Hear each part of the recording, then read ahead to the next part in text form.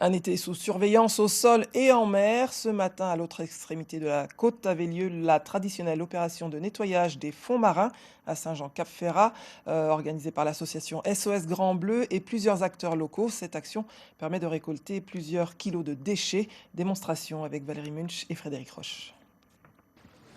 Près de 4 à 500 kilos de déchets ont été repêchés en moins de 2 heures dans cette petite baie de Saint-Jean-Cap-Ferrat.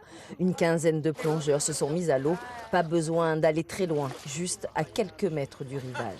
Des plastiques, beaucoup. Des cordages. On a essayé de remonter une chaîne qui est là. En fait, c'est un mouillage sauvage, mais si tu veux, il s'est affaissé. Et on ne peut pas le remonter.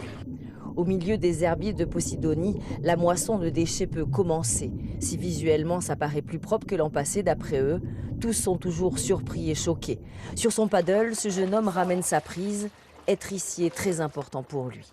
L'avenir du monde, c'est à nous, et parce que c'est nous qui sommes là, c'est nous qui vont être là dans le futur, alors c'est à nous de faire tout ça.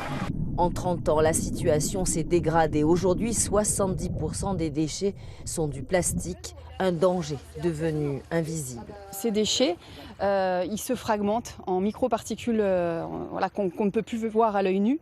Et malheureusement, ça passe dans la chaîne alimentaire, dans les poissons et à l'intérieur des corps humains. Sur la plage aussi, un grand coup de balai est donné. Sur Terre, les mégots de cigarettes sont présents par centaines, un véritable fléau. Ça met 10 ans à s'auto-détruire et chaque mégot, ça pollue 500 litres d'eau.